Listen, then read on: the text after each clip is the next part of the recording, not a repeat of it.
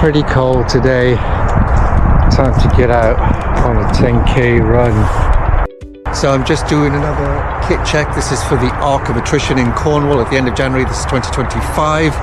So it's a frosty morning, as you can see, and I've got my full kit on, gloves, I've got my mittens ready to go on as well. Water bottles are full.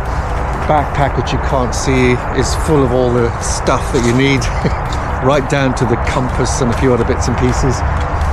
It's a frosty morning, -2, but we should be okay, and that's partly why I'm doing this, just to check the kit essentially. Now, we did the coastal path back in August. Of course, it's very different then. It was warmish. Having said that, it was very, very blustery and windy, but I did absolutely get an impression of what it would be like in the dark and in the cold. So that's why I'm going to check this kit again. Now, last night I was on another 10k, and last night being the operative word, it was about 7 p.m. It was pitch black. I had my petrol torch on and a rear red light, again just to check the list, just to check the kit. Worked perfectly well. It was pitch black and it was very cold, but good practice with all the kit on.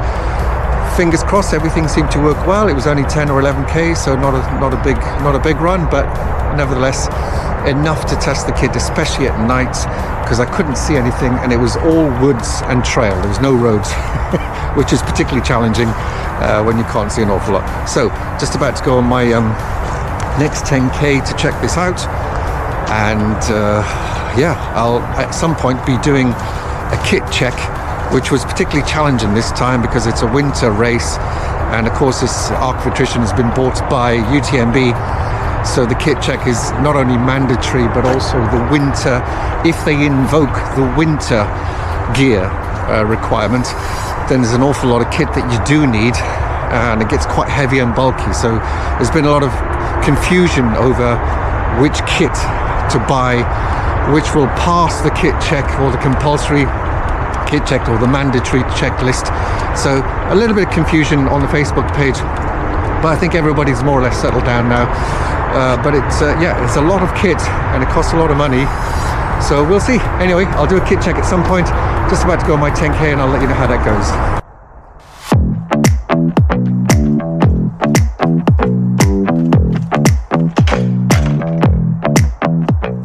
It's a beautiful sunny day though, but don't let that fool you. It's still about -2. Kit's holding up well, feeling absolutely fine. Just gotta watch your footing because there's lots of branches and trees and roots everywhere, but nevertheless good training, of course. So yeah, so far so good, and just another 7 or 8k to do, then I'll be done for today. One of my favourite parts of this trail, but it's mega slippery. I grab hold of this tree, otherwise I fall down. It's very steep, but I do love this trail, especially this time of year.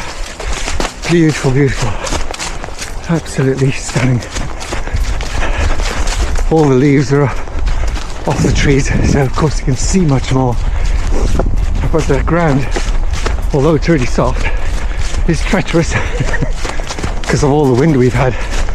Lots of branches and roots showing, and a bit of a trip hazard, but so far so good. I'm running in my Hoka Mafate 4s, definitely my go-to trainers for trail runs. It's my third pair. I've tried the Speedgoat 5s and the 6s, sent them back. I know they're favourites for lots and lots of runners. For some reason I just don't get on with the Speedgoats. I find them tight and not as much grip underfoot. I think the lugs have an effect. The Hokas, the Mafate 4s have a 5mm lug. Speedgoats have a 4mm lug. So on this terrain, for sure 5mm is a big difference. So far so good, and about 5k in now. Catch up later.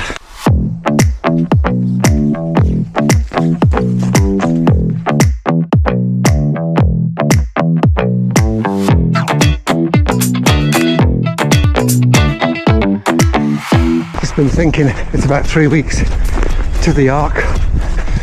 If the weather's like this during the day, I'll be super happy, but I don't think so. I think it's going to be very windy on the coastal path in Cornwall at the end of January, and yeah, wind chill factor will probably drop it to, I'm guessing, but about -5, maybe more. We'll see on the day.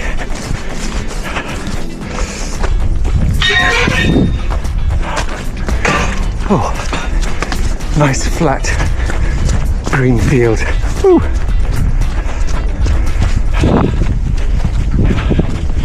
Just over halfway. So far so good. Shoes holding up well so. Oh good. What could be better? Beautiful run, beautiful day. I'm actually quite warm in all this gear now. So it's holding out well. Lots of different footpaths, and what I've taken note of recently is I go through about 24, last count, 24 or 25 gates, which is absolutely fine, I don't mind, but I was shocked how many gates there actually were, and each one of them takes, I don't know, 5 or 10 seconds to get through. And this one, double gate, and I know there's another double gate coming up. Just an opportunity to think about the kit and how I'm feeling, if there's any chafing. This is quite heavy now. I've got this big jacket on, three layers underneath. One is merino wool, long sleeve, obviously a peak cap and a thin sillet beanie, as well as 2 sets of gloves. So I've got these normal gloves, and then I've got the mittens, which are just too warm to put on, but these are mittens that are 100% waterproof. Obviously shorts, leggings, and not normal socks. I've actually got compression socks on, so I was just trying those out because wearing them with the trainers, they're a little bit thinner than normal running socks, and I'm just testing them out. They feel okay, but I do think that if it gets cold, my feet will get cold, so I'll have a look at those more closely later.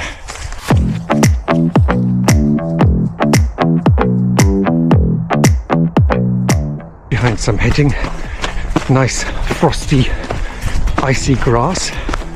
Actually nice and cooling because it's quite sunny, although cold, and I'm getting really warm in this kit, which is a good sign for the Arc of Attrition. So quite grateful for a bit of frost, because the cold comes off the ground and it feels a little bit cooler. Right, just crossing another road and then onto the back fields by this farm.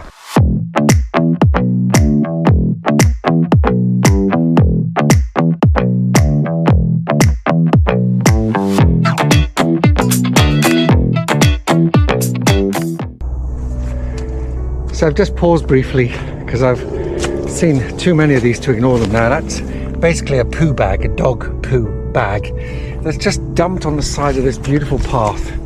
And I don't know about you, I mean, we've had dogs all our lives, and it's so irritating when you come to such a beautiful setting.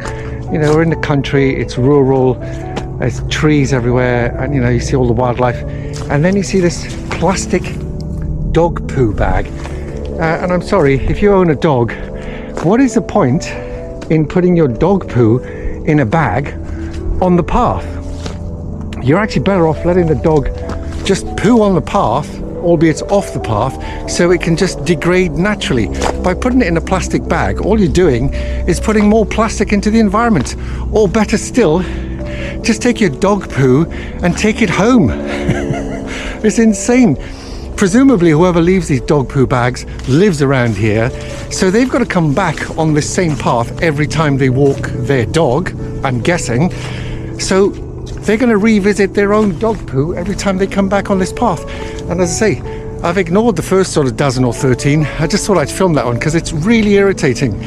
So if you own a dog and it's pooing on the path, it's a completely natural thing, I totally get that. Take the dog poo home and dispose of it properly, rather than contaminate the environment with yet more plastic because you can't be bothered to take the dog poo back. Insane. Such a lovely sound. This sort of crunching of the ice as you run over it. It's got a hard packed mud and branches and leaves. It's a lovely sound. And very frosty, especially out in the sun. Great. Absolutely love it. More sets of gates. Coming up to 8k, give or take. Across yet another road. It's all good. There's kind of lots of fields interconnected, which is great, and it's a chance to kind of shake off all the mud on the shoes and then get onto the next muddy patch. Great for your ankle strength and training. Here's the next set of double gates. Here we go. Very muddy and icy. Trying, yuck, wet feet, and back onto the trail.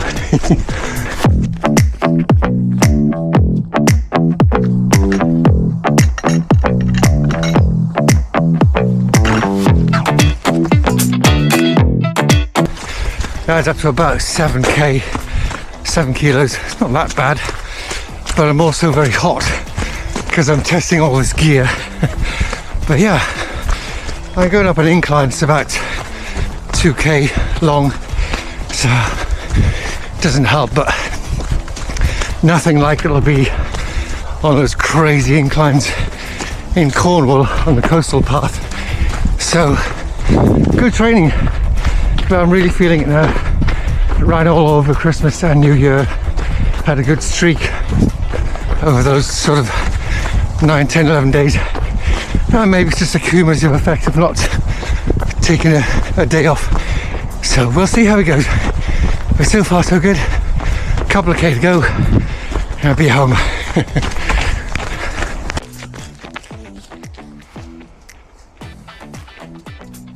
So getting towards the end of my run. Beautiful trail.